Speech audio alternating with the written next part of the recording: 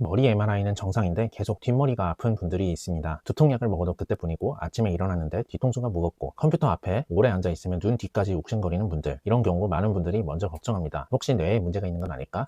물론 두통에서 위험한 원인을 확인하는 건 정말 중요합니다. 그런데 검사에서 큰 이상이 없는데도 계속 반복되는 뒷머리 두통이라면 의외로 원인이 머리가 아니라 목 뒤 근육일 수 있습니다. 통증 클리닉에서 진료를 보다 보면 이런 분들을 꽤 자주 만납니다. 선생님, 머리가 아픈데 뇌 검사는 괜찮대요. 근데 뒤통수가 계속 쪼이고 눈까지 아파요. 이때 목 뒤를 만져보면 아주 단단하게 뭉쳐있는 근육이 만져지는 경우가 있습니다. 그중 하나가 바로 두판상근입니다. 목 뒤에서 시작해서 머리 뒤쪽, 귀 뒤 근처까지 이어지는 근육입니다. 우리가 고개를 뒤로 젖히거나 옆으로 돌리거나 머리를 똑바로 세우고 있을 때 계속 일을 하는 근육입니다. 문제는 이 근육이 요즘 너무 오래 일한다는 겁니다. 스마트폰 볼 때 고개가 앞으로 빠지고, 컴퓨터 볼 때 목이 살짝 앞으로 나오고, 운전할 때도, 책 볼 때도, 심지어 쉬는 시간에도 목은 계속 버티고 있습니다. 머리는 생각보다 무겁습니다. 그 무거운 머리가 앞으로 빠진 자세가 오래 유지되면 목 뒤 근육은 하루 종일 머리카락 잡고 버티는 것처럼 계속 긴장합니다. 그러면 근육 안에 딱딱하게 뭉친 지점이 생길 수 있습니다. 이걸 통증 유발점 또는 트리거 포인트라고 부릅니다. 그런데 이 지점이 생기면 통증이 꼭 그 자리에서만 느껴지지 않습니다. 목 뒤에서 시작한 통증이 뒤통수로 올라가고 머리 옆으로 퍼지고, 심하면 눈 뒤가 욱신거리는 느낌으로 나타날 수 있습니다. 그래서 환자분 입장에서는 분명히 머리가 아픈데 실제로 진료해보면 목 근육이 중요한 원인인 경우가 있는 겁니다. 특히 이런 패턴이면 한 번쯤 의심해 볼 수 있습니다. 오래 앉아 있으면 두통이 심해진다, 뒷목이 항상 뻣뻣하다, 두통약을 먹으면 잠깐 낫지만 다시 반복된다, 스트레스 받거나 잠을 잘 못 자면 뒤통수가 더 쪼인다, 목 뒤 특정 부위를 눌렀을 때 평소 느끼던 두통이 재현된다. 이런 경우에는 단순히 머리만 볼 게 아니라 목까지 같이 봐야 합니다. 물론 여기서 꼭 기억해야 할 점이 있습니다. 모든 두통이 근육 때문은 아닙니다. 갑자기 살면서 가장 심한 두통이 생겼거나, 말이 어눌해지거나, 한쪽 팔다리에 힘이 빠지거나, 고열과 함께 머리가 심하게 아프거나 시야 이상이 동반된다면 이건 스트레칭으로 해결하려고 하면 안 됩니다. 반드시 병원에서 위험한 원인을 먼저 확인해야 합니다.